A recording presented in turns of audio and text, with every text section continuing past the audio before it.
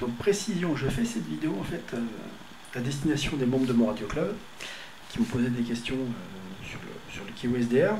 Je l'ai déjà enregistré, là je suis juste en train de refaire le début parce que je me suis aperçu que finalement c'est pas forcément une vidéo qui avait forcément intérêt à rester locale au club.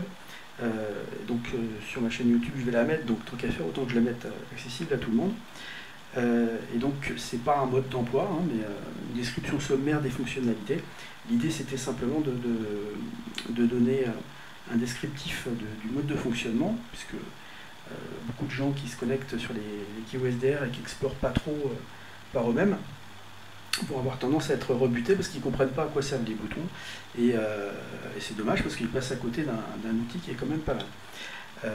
Voilà, donc j'ai fait cette vidéo dans ce but-là. Je commence par expliquer comment on y accède, hein, ça c'est assez basique, mais bon, il faut bien commencer quelque part. Et puis on a ensuite la description un petit peu plus poussée des différents boutons du panneau de contrôle. Voilà.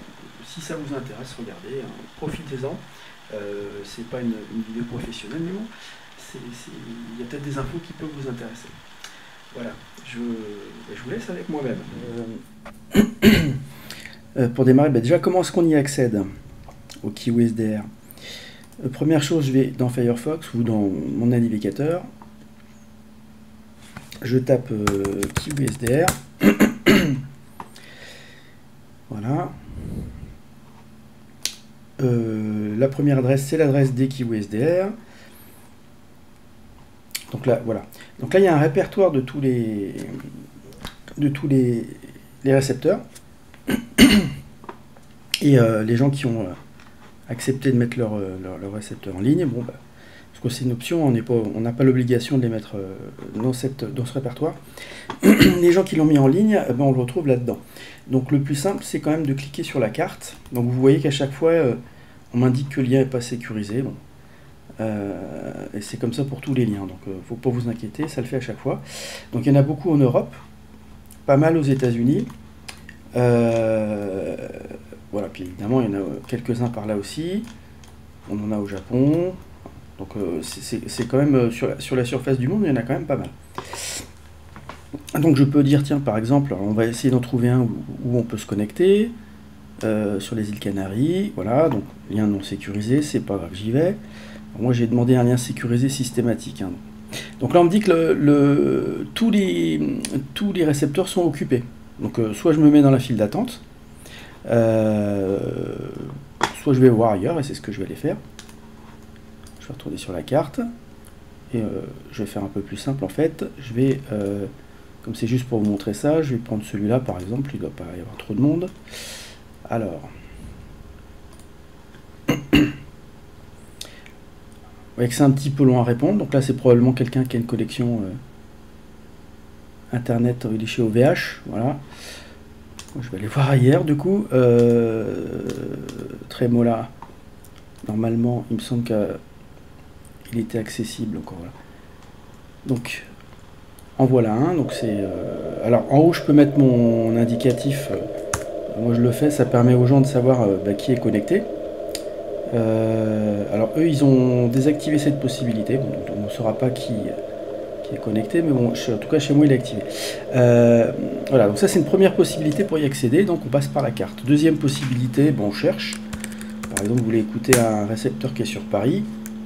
Il y en a un certain nombre, hein. Le mien, j'ai mis Paris dans le nom exprès pour qu'il puisse se repérer par ce biais, mais voilà, donc par exemple, on va aller chez moi. Voilà. Donc j'arrive ici. Moi, il me connaît déjà, donc il ne me demande pas qui je suis. Là, je vois ici, dans User, bon, il y a un gars qui s'appelle F, voilà. Et puis, il y a moi. Voilà, lui, il décode de la SSTV sur 6.6. Ouais, ça ne doit pas être des radioamateurs, mais bon. Mais on peut recevoir aussi. Et puis, voilà, donc là, je suis sur le récepteur. Donc ça, c'est la deuxième méthode. La troisième méthode, c'est tout simplement d'avoir le lien enregistré quelque part. Sous Mac, moi je me suis fait un lien directement ici, mais on peut aussi l'avoir là, dans ces raccourcis. Hein, voilà, je recommence une nouvelle fois. Bon, première étape, voilà comment on peut se connecter. Donc là on voit tout le spectre parce que je suis dans le zoom maximum. D'accord. Donc on voit tout le spectre. On a plusieurs parties dans le récepteur. D'abord quand on arrive, au début on est comme ça. Quand on s'est jamais connecté. Donc ce truc violet, d'ailleurs il n'est pas tout à fait comme ça, il est plus comme ça. Ça c'est un truc que j'ai rajouté pour avoir les conditions de propag. Si je clique dessus, vous allez retrouver le site de N0NBH sur lequel vous avez toutes les bannières que vous voyez régulièrement sur les sites de radio amateur. Puisqu'il met le code à côté, il suffit de faire un copier-coller, c'est super simple, avec toutes les explications sur la façon dont c'est constitué. Et là vous avez une petite aide en ligne sur les éléments de base du fonctionnement du Kiwi. Voilà. Si vous ne voulez pas le voir, vous cliquez sur le petit triangle qui est là. D'ailleurs c'est pareil de l'autre côté. On peut masquer. Alors l'écran est divisé en plusieurs parties. En haut il y a un bandeau avec des informations. Moi j'ai mis le lien vers mon OpenWebRx pour la partie supérieure à 30 mégas. On peut rentrer l'indicatif. On a une horloge avec l'heure UTC. Les infos que le SysOp a paramétrées pour dire comment marchait son récepteur. On a un deuxième bandeau aussi avec des étiquettes et avec les limites de bande. Donc là on ne voit pas bien parce qu'on voit toute la bande, mais si je zoome, je vais prendre la bande des 20 mètres par exemple. Voilà, la bande radio amateur, elle va de là à là. Et puis voilà les différents éléments qu'on peut trouver dans la bande. Voilà. Alors ça, on peut le faire disparaître. Vous voyez, vous avez un bouton off ici, on clique. Déjà, ça me ramasse le panneau de contrôle. Je clique sur off, je perds le haut. Je reviens, le haut revient, mais je perds les étiquettes. Ou alors, j'ai aucun des deux. Puis après, c'est un cycle. Vous voyez, je clique et à chaque fois... Donc personnellement, je suis plutôt comme ça quand je veux les étiquettes ou avec rien du tout quand je les veux pas. Mais bon, il y a largement la place de naviguer. Donc... voilà, et puis ici vous avez le panneau de contrôle avec, je vais vous expliquer comment ça fonctionne, les différents boutons, mais déjà dans un premier temps, du coup je vais me mettre sur la bande amateur, donc là, premier bouton, zoom to bande, je clique là, j'ai toute la bande. Voilà, je peux encore zoomer un peu en fait, parce qu'on peut se déplacer, on n'est pas obligé d'avoir toute la bande, hein. On sait que si on ne fait pas de télégraphie ou qu'on n'a pas envie de l'écouter, on peut commencer quelque part par là par exemple. Voilà, et puis on a déjà la plus grosse partie de la bande phonique. Donc là je vois qu'il y a un peu de bruit, donc il est quelle heure? Il est 21h20. Donc ici j'ai la possibilité de régler la sensibilité. Donc j'ai baissé, je vais mettre je vais baisser de 5 dB. Voilà. Et puis quand on zoom en fait il remet à jour le waterfall, mais ça va m'éviter d'avoir les stations de radiodiffusion qui vont me courir un peu la réception. Donc mon antenne c'est un pré-rempli en fait avec un bout de métal en cercle au bout, hein, c'est la MLA30, donc c'est pas non plus une antenne hyper performante. Voilà. Donc je suis ici, j'ai mon waterfall, hein, donc je pense que tout le monde connaît le mode de fonctionnement. Là vous avez les fréquences, ça descend, là où il y a du signal c'est rouge, plus c'est rouge plus c'est fort. Voilà, donc là il y a une station, si je veux l'écouter je clique dessus, ou je viens me mettre dessus. Je sais pas où vous voulez exactement, voilà. Ou j'utilise les petits boutons qui sont là.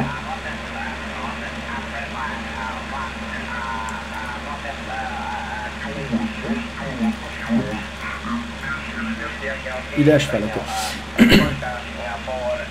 Voilà, donc comme ça on se trouve sur la station. Voilà. Alors, première chose que je fais moi et que je vous recommande de faire quand vous arrivez là, vous faites un clic droit dans la fenêtre. Et ici, vous voyez ici il y a marqué No Snap. Alors vous quand vous arrivez, il doit y avoir marqué, parce que forcément moi je l'ai déjà fait, et il doit y avoir marqué Snap to the nearest. Alors si vous ne faites pas ça, donc là je ne vais pas le faire, d'ailleurs je vais désactiver l'autre truc que je vais vous montrer aussi, voilà. Quand je ne fais pas ça, si vous vous mettez sur une station, bah là c'est de l'USB, donc on va avoir envie de se mettre là par exemple. Ah, donc, il y a beaucoup de... Je vais baisser encore un peu, il y a beaucoup de QRL. Voilà, je vais mettre sur le flanc de la station, pof, et là vous voyez, en fait je ne suis pas sur le flanc. Je je suis à cheval. Il faut que je clique au milieu. C'est pas très pratique ça. Quand vous faites snap to nearest, arrondi au plus proche, bah en fait vous pouvez cliquer sur le flanc parce qu'il va se mettre au plus proche. Hein, donc là il va se mettre sur 203, donc je suis pile poil sur la fréquence. Bon, il a arrêté de parler, mais... Alors là il s'est un peu décalé. Je vais zoomer. Vous voyez, il n'est pas pile poil sur la fréquence. C'est pas gênant, soit j'utilise les flèches du clavier. Donc quand j'utilise juste la flèche toute seule, c'est 1 kg. Avec le shift, voilà. Et avec le... je crois que c'est alt. Ouais, c'est ça, c'est alt. Là je suis au pas le plus fin. Donc si je veux aller me mettre sur... il doit être sur 0,50 je pense. Voilà. Il suffit de cliquer, enfin d'appuyer 4-5 fois sur la flèche vers la droite. Ou bien vous pouvez attraper ici avec la souris ce qui se trouve ici, le truc vert, et vous le ramenez. Voilà. Sauf que vous êtes moins précis quand vous faites ça. Mais... Voilà, donc c'est la première chose que je vous recommande. Et puis deuxième chose, je trouve que c'est plus pratique quand vous faites ça, Show Cursor Frequency.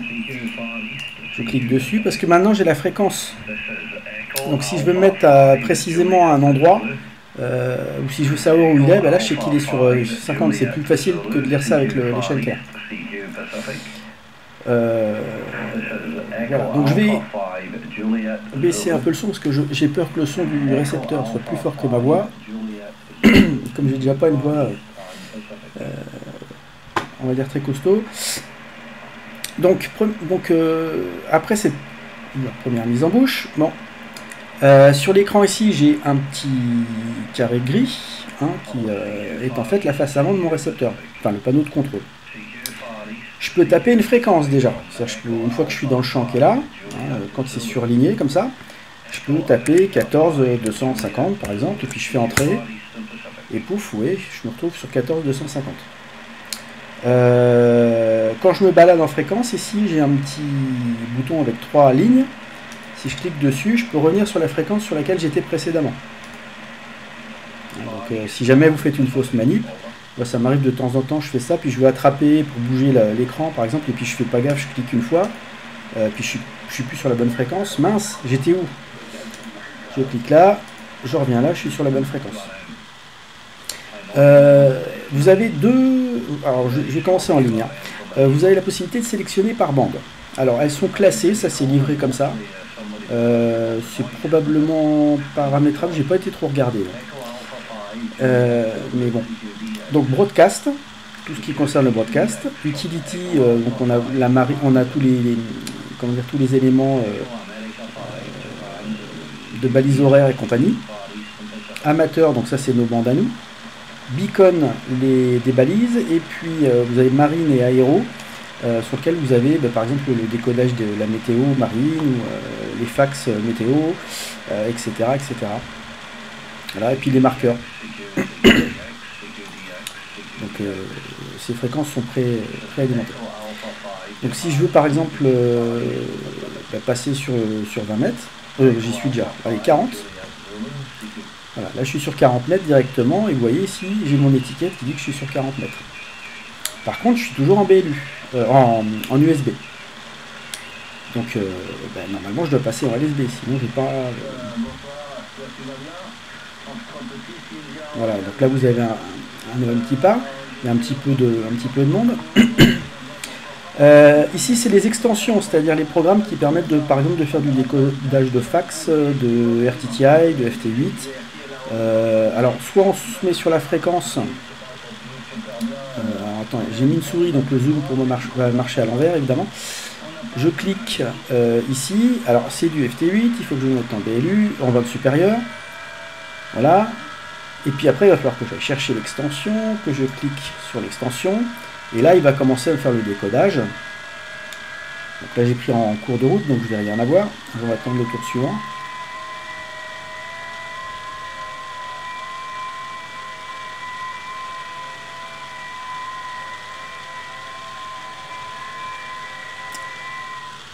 Voilà, il décode le truc et vous l'affiche. Puis après, bon, c'est comme sur beaucoup d'outils de ce genre, vous cliquez là, ça décroche vers qrz.com, hein, je ne vais pas laisser la page avec toutes ces infos affichées, mais vous voyez ce que je veux dire. Puis si vous cliquez sur le locator, bah, vous tombez sur ce site, Show Map, afficher la carte, voilà, et puis vous pouvez voir que l'OM il est au Royaume-Uni par exemple. Bon, après ça c'est une extension, je ne vais pas aller trop loin dans le fonctionnement des extensions parce qu'elles ont chacune leur spécificité. Mais bon voilà, on peut faire comme ça. J'en sors en cliquant là, voilà. Alors je vous ai montré ça, pourquoi? Parce que en fait, là je me remets en LSB, hein, comme j'étais tout à l'heure. Bon bah je tombe pile poil sur un homme qui parle. Je peux aussi tout simplement cliquer sur l'étiquette. Et c'est là que ça devient intéressant d'avoir les étiquettes. Je clique là, et automatiquement il a fait tout ce que j'ai fait tout à l'heure. Il s'est mis en USB, il a démarré le décodage. Donc c'est quand même super pratique. Et quand on ne sait pas trop ce que c'est que ce mode ou le truc voilà, qu'on est en train d'écouter, il suffit de cliquer sur l'étiquette et ça se met tout seul en place. Hein, si à l'heure qu'il est, je peux peut-être aller sur la bande toc toc toc aéro par exemple. Vers par là, il devrait y avoir des trucs. Voilà, par exemple, en Irlande, il y a ça qui est intéressant à décoder. Et moi, je sais pas ce que c'est que ce cri-cri là, mais lui, il le sait. Donc en fait, c'est bon, on a les infos, on a des avions, on peut avoir la carte. Donc là, c'est cette station-là qui fonctionne sur 8 mégas et 10 mégas. Et puis, bah, quand tu décodes des trucs, on voit les... Voilà, là, il y a un avion, par exemple. Le genre de truc que vous ne pouvez pas publier sur X, parce que Elon Musk a décidé qu'on n'avait pas le droit de publier ce genre de truc. Et donc, vous avez soit les infos décodées, soit... voilà. C'est une extension et vous pouvez donc facilement la déclencher juste en cliquant sur l'étiquette. Donc c'est assez pratique. Alors quelquefois ici, vous voyez, je clique là.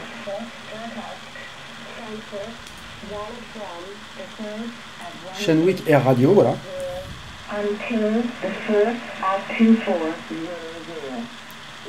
Voilà, donc c'est un récepteur avec en plus des systèmes d'extension. Alors je continue dans la description parce que c'est pas... voilà, après on peut regarder, il suffit de vous connecter puis de regarder comment ça marche, hein. C'est pas très compliqué.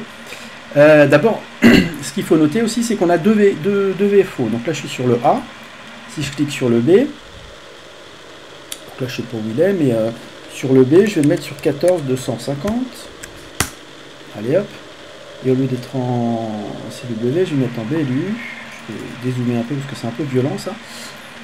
Comme ça je vais revenir sur la bande où j'étais tout à l'heure. J'entends un homme qui parle hein, sur 14226. Et puis je peux revenir à mon VFOA. Et puis là, écoutez, sur, je sais pas moi, il y avait un gars vers 7085 je crois. Ouais. Ah ben il y avait un français qui parlait là, mais voilà.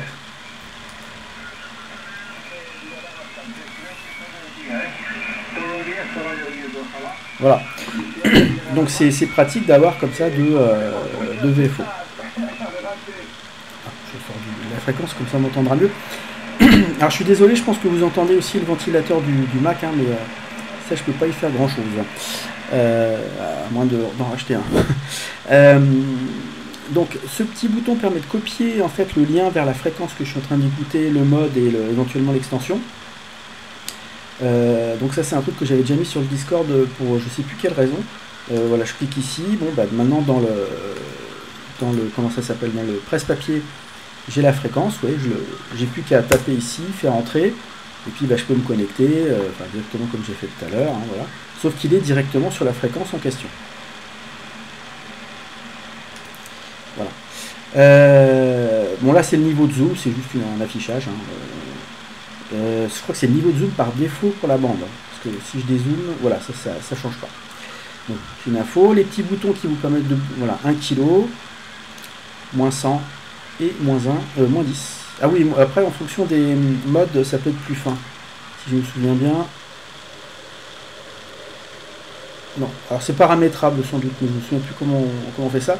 Moi j'utilise beaucoup le clavier, j'ai Shift, Alt et puis les flèches toutes seules permettent de se déplacer assez finement. Là je suis à 1 kg, là je suis à 100.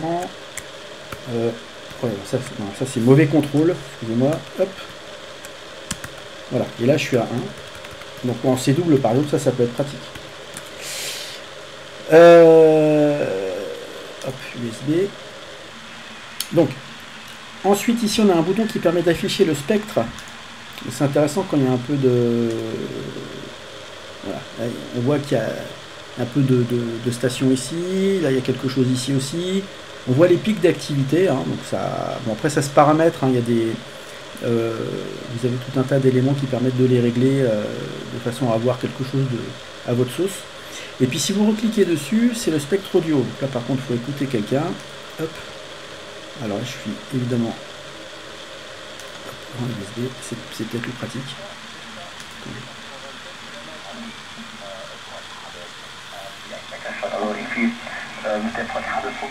Voilà, c'est le spectre audio en fait tout simplement de la station. Donc on n'est pas obligé de l'afficher. Un bouton qui permet d'enregistrer. Donc si je clique dessus, ça va enregistrer. Hein, ça tourne comme ça. Puis le jour, quand j'en ai marre et que je veux récupérer le fichier, je clique dessus, il me le télécharge automatiquement, c'est un point web, et je peux l'écouter après avec un lecteur. Voilà. Donc si vous êtes à distance pour vous contrôler votre station, ça peut être sympa. Je l'ai déjà utilisé à 2-3 reprises, puisque moi je suis essentiellement QRP en HF. Quand on n'a que 10 watts ou 5 watts ou 10 watts, des fois on est surpris de s'entendre à plus de 1500 km, alors que à 300 on n'entend rien, quoi. Mais ça permet de contrôler un micro, enfin ce genre de choses, donc ça peut être pratique. Ce bouton là, c'est un bouton mute, hein.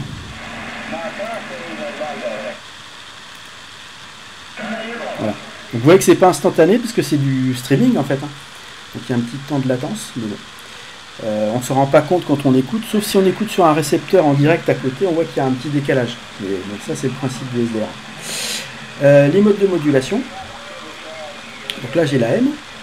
Alors je vais peut-être aller sur une station AM. Alors à cette heure-là, il y a des stations pirates marrattes à écouter. Je crois que c'est... je sais plus trop. Je vais essayer par là. Hop. Voilà, celle-là, ah, elle n'aimait pas. Justement, aujourd'hui, elle n'aimait pas. Bon, je vais écouter, voilà, cette station.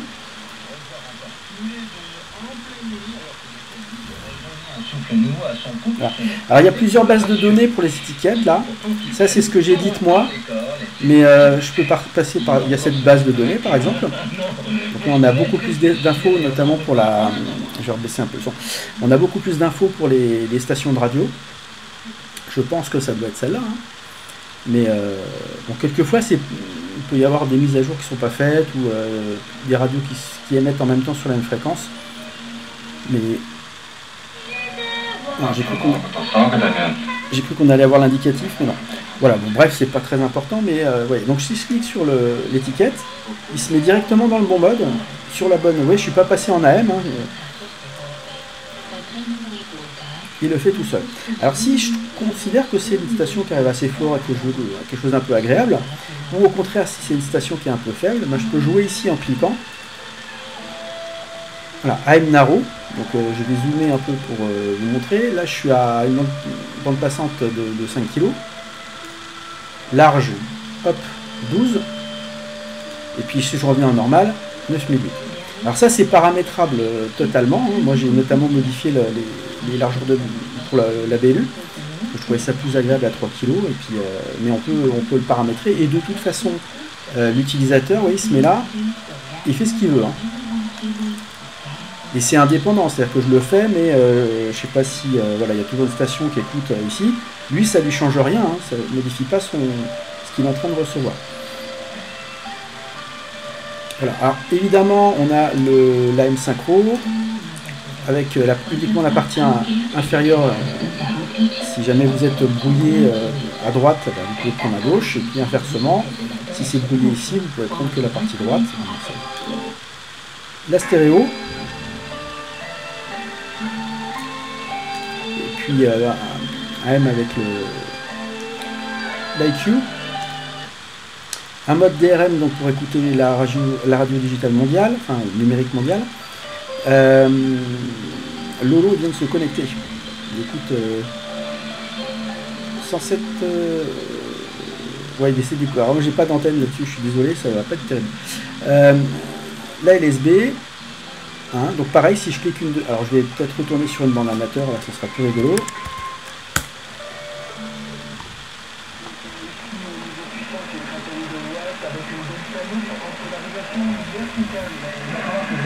Alors je clique dessus. Là, je suis en arrow.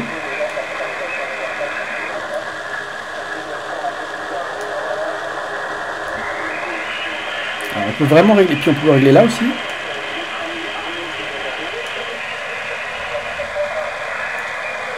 Voilà, bon après c'est chacun fait à sa sauce. Et si on veut revenir à 0, bon, on fait un clic droit, Restore Passband, et vous remet le filtre d'origine.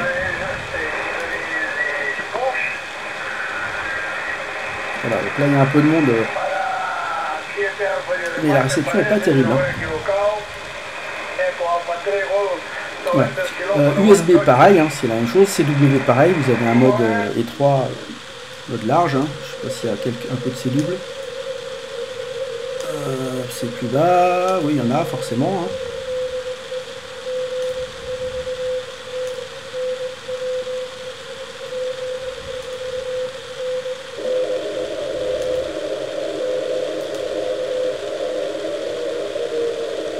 Bon, l'avantage c'est qu'on peut se mettre où on veut.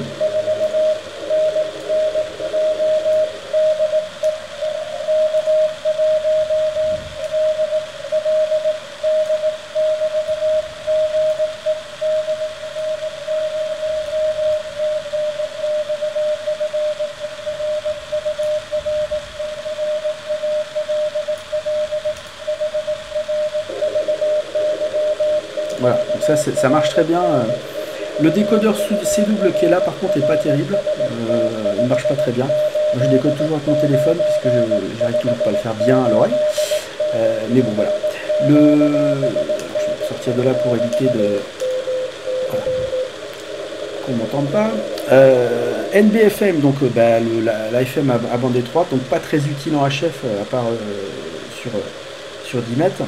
Mais il faut savoir qu'il y a des gens qui utilisent les QSDR avec des convertisseurs et donc ils peuvent écouter, enfin qui peuvent avoir en fait une station en VHF, en UHF, etc. Donc c'est faisable aussi, bon, mais à l'origine évidemment il est prévu pour la HF, donc c'est quand même plus sympa comme ça. Et donc si je clique ici, vous voyez j'ai narrow et narrow. Il n'y a pas wide, je ne peux pas espérer l'utiliser pour écouter les bandes FM normales, même avec un convertisseur, c'est pas prévu pour. Un mode IQ. Et puis je vais revenir en LSB. Voilà. Les boutons, alors ça c'est pour zoomer, hein, c'est assez évident. Voilà. Donc, niveau de zoom maximum, voilà. Alors, voilà. Pourquoi l'écran freeze un peu? Parce que normalement ça le fait pas. Hein. C'est tout simplement parce que mon Mac est un petit peu au bout quand il fait de l'enregistrement vidéo et ça en même temps. Ça fait beaucoup pour lui, c'est un Mac de 2012. Donc vous essayerez par vous-même en vous connectant, vous verrez que on n'a pas autant de temps de latence quand on fait ces zooms. Voilà. Et là, il y a eu un petit arrêt. Ce bouton, c'est zoom maximum. Donc, alors, par contre, ce que je vais faire, c'est que je vais revenir en LSB. J'ai dit sur 7100 par exemple, où j'étais pas mal. Pas 70 000, ça marchera pas. Hop.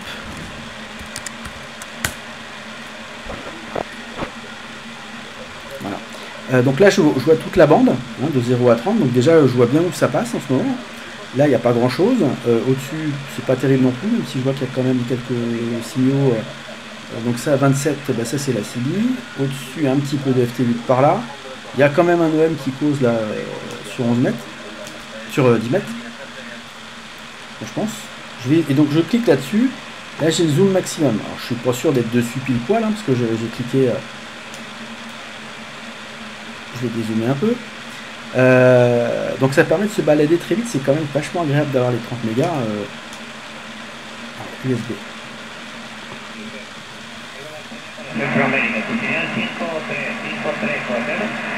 C'est probablement l'Amérique du Sud, à cette heure-là, c'est possible sur 10 mètres. Mais bon, voilà, donc on a une station. Mon antenne étant évidemment pas optimisée pour ça, mais bon. Alors le zoom maximum, out. Donc là on voit toute la bande, et puis si je clique ici. Là on zoome sur la bande, ça je vous l'ai montré tout à l'heure, imaginons que je le mette là. Mauve, je sais que c'est une bande amateur, de toute façon je le vois avec, au niveau du curseur de ma souris, j'ai les fréquences. Donc là il y a de la SSTV par exemple. Qu'est-ce que je vais vous montrer zoom sur la bande. Donc là je suis en train d'écouter la bande, et puis je vais revenir sur les étiquettes standards. Hop. Voilà, donc là comme l'image est partie, je ne peux pas la démarrer maintenant, parce que c'est comme ça que c'est paramétré, mais on peut écouter et décoder de la SSTV aussi, hein, juste pour info. Alors j'arrête ça. Je continue sur les boutons.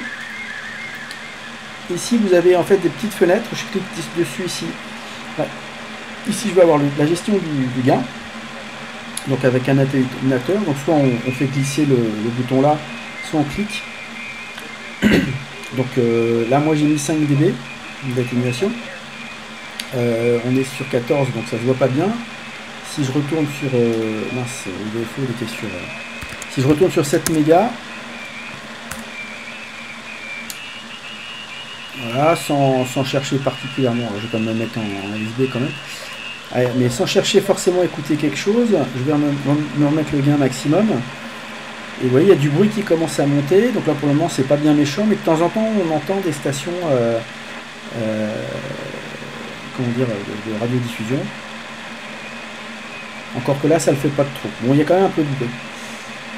Donc moi, le soir, c'est vrai que j'ai tendance, quand j'écoute, à baisser à 5 dB. Et puis si jamais j'émets à côté, là je le fais pas parce que je vois qu'il y a du monde qui écoute, mais je peux cliquer sur 30 dB, là, voilà, atténuation 30 dB, donc je suis tranquille pour le côté récepteur. Quoique, j'ai jamais eu de soucis, mais bon, le mieux prudent.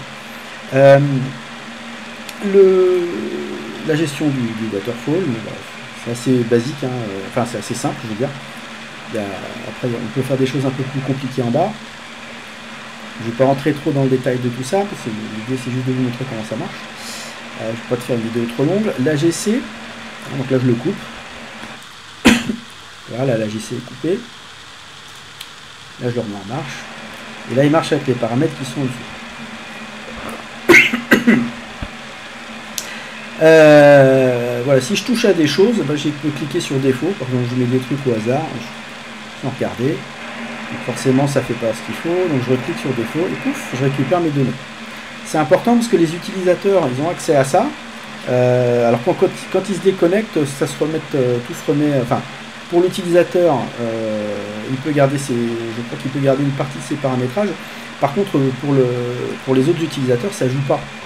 Heureusement, parce que sinon, ça deviendrait compliqué. Il y a l'atténuateur qui va jouer pour tout le monde, par exemple. Donc il ne faut pas non plus que les réglages restent de toute façon permanents.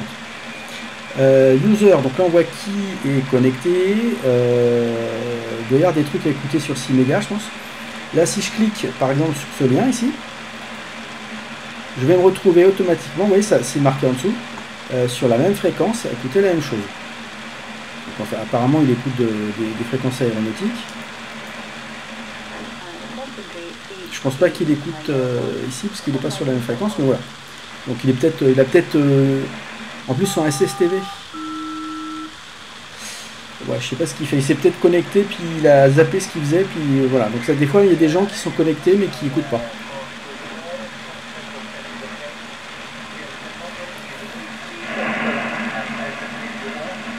Ah bah c'est du vrai trafic pour une fois. Et puis bah, si je veux écouter ce que le gars du tout écoute, je clique dessus. Alors il vient juste de changer, donc je vais recliquer. Voilà, bon, il doit se balader, essayer d'écouter des trucs. Mais voilà, c'est pas très, très, très important, mais voilà, si vous avez des gens qui écoutent, on peut aller voir ce qu'ils écoutent, et des fois ils ont peut-être trouvé des trucs intéressants à écouter. C'est ça le partage aussi. Je vais donc user, statistique. Hein. Donc vous avez par contre ici un lien vers les autres récepteurs. C'est le premier lien que je vous ai montré qui permet d'avoir la carte et la liste des kiwis. Ça c'est tout simplement si vous voulez m'envoyer un mail. Alors ça peut être désactivé, hein, mais bon, moi je l'ai activé. Si jamais quelqu'un constate un pépin, au moins il peut m'envoyer un mail.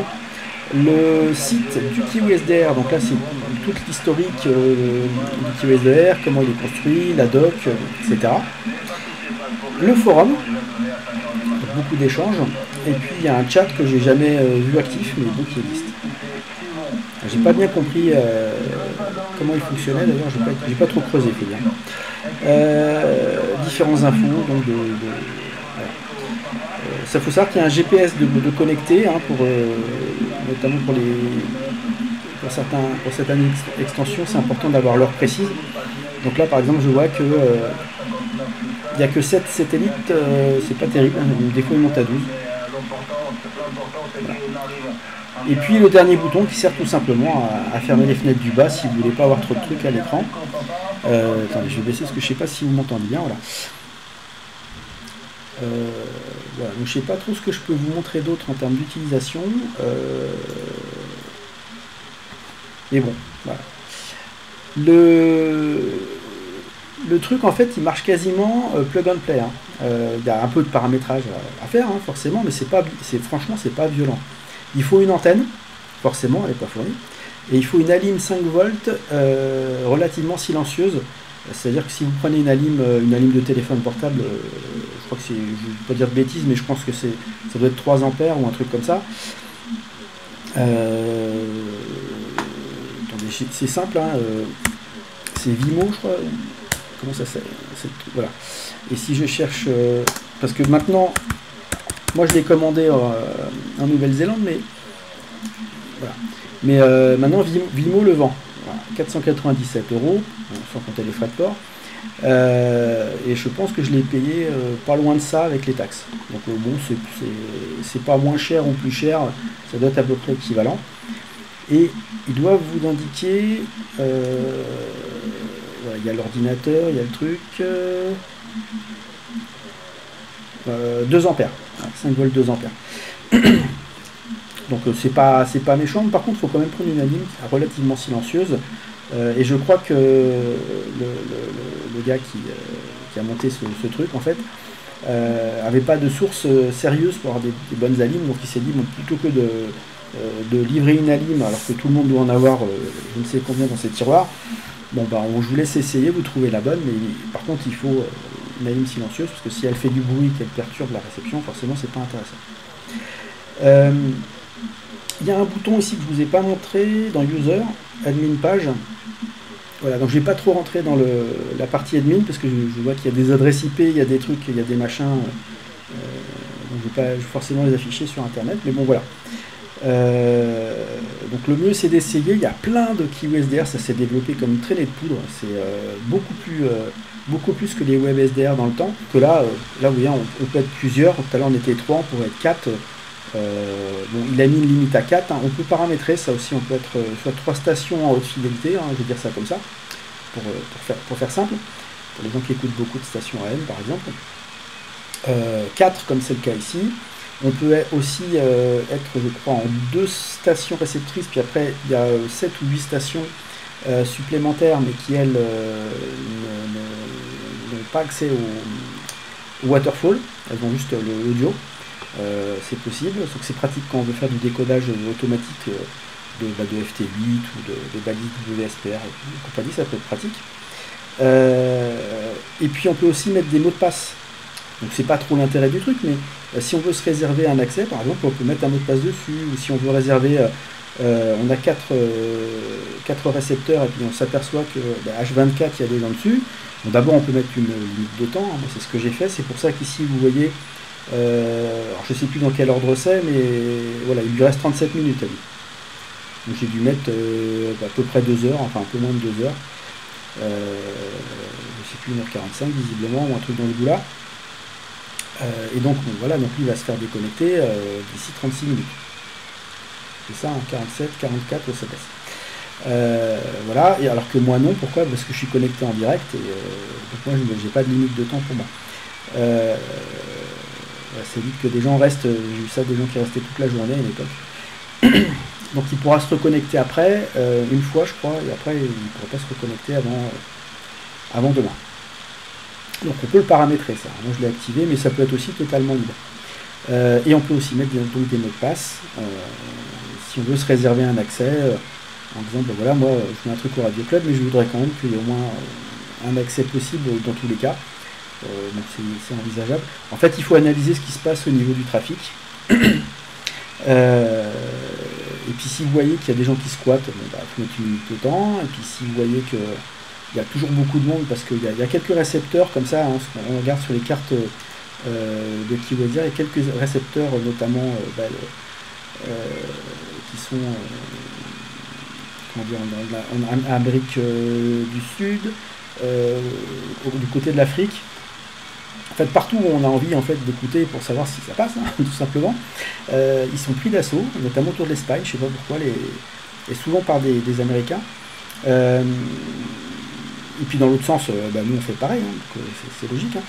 Et donc on peut quand même filtrer un peu.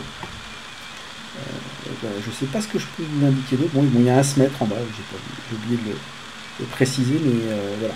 Avec la GC qui de temps en temps fonctionne, comme marqué ATTL. Ici, il y a le type de base de données pour les étiquettes. Hein, donc là, on est sur Storage, c'est celles qui sont enregistrées dans le Kiwi. Ça, c'est une base de données.